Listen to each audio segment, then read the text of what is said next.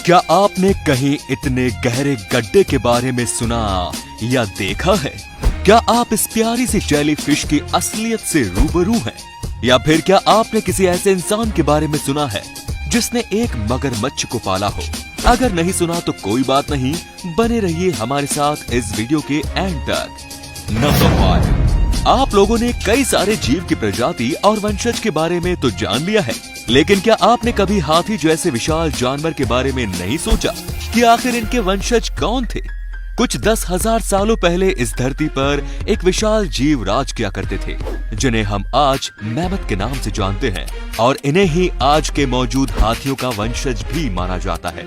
लेकिन आज के हाथियों के मुकाबले मैमथ के शरीर पर बहुत ज्यादा बाल हुआ करते थे, और जहाँ तक बात रही दांतों की, तो वो भी आज के हाथियों के मुकाबले बहुत बड़े होते थे। ये जीव अक्सर साउथ अमेरिका और साइबेरिया जैसे देशों में पाए जाते थे।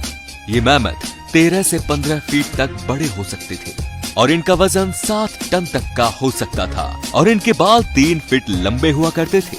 जैसा कि आपको पता होगा कि हमारी धरती का तापमान कुछ 1000 सालों पहले इतना कम हो गया था कि कई सारी प्रजातियां विलुप्त हो गई, पर मैमथ के लंबे बालों ने इन्हें बचा कर रखा था। इंसानों द्वारा किए गए शिकार की वजह से ये विलुप्त हो गए, लेकिन ऐसा दावा किया जाता है कि रेंगलर आइलैंड पर आज भी इनकी कुछ प्रजातियां मौजूद हैं। नंबर 4, आमतौर पर हम या आप पालतू जानवर के लिए एक प्यारी सी बिल्ली या एक डॉगी पेट के बारे में ही सोचेंगे, लेकिन जापान का ये इंसान नोबुमुत्सु मुराबायाशी, जिसकी उम्र तकरीबन 65 साल की थी, इसने पालतू जानवर के नाम पर एक 6 फुट 8 इंच लंबा क्रोकोडाइल का बच्चा पाला, जो कि वजन के मामले में 46 किलो का था। जापान के लोग मुराबायाशी और उसके प्यारे पालतू जानवर को हिरोशिमा शहर के रास्तों पर अक्सर देखा करते थे। केमन मुराबायाशी और उसके पत्नी के साथ रहता था और बड़े मजे से पूरे घर में दिन भर घूमता था। मुराबायाशी ने इस क्रोकोडाइल के बच्चे को 34 साल पहले एक विदेशी पशु त्योहार से खरीदा था। जापान की सरकार ने उस क्रोकोडाइल को एक पालतू जानवर बना के रखने की अनुमति मुराबायाशी को दे दी थी। मुराबायाशी प्यार से उसे कैमन बुलाता था।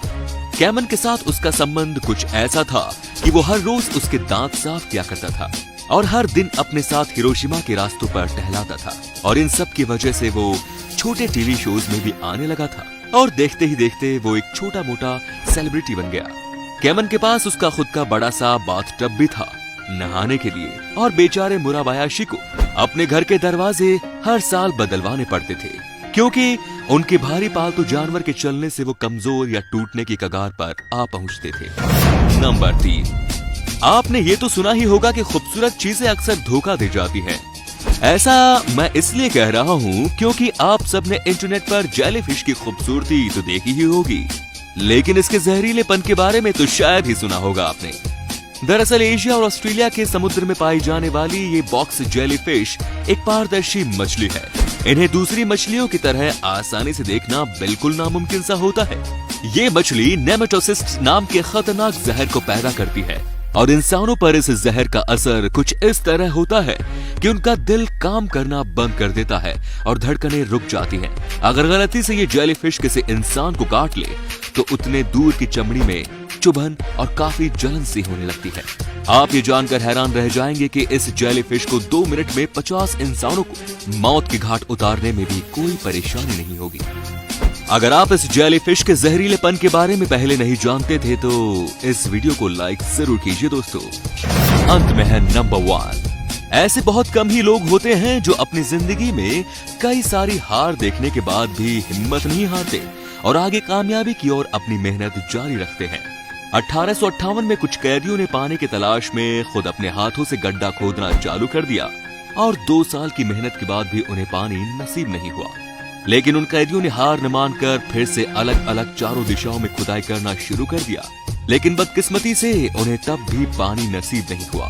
फिर भी उन्होंने हार नहीं मानी और उन चारों में से किसी एक माइन को फिर से खोदना शुरू कर दिया, और आखिरकार 1 साल और खोदने के बाद उन्हें पानी मिल ही गया, और आज के समय से ये गड्ढा हाथ से खोदा जाने वाला सबसे गहरा गड्ढा माना जाता है।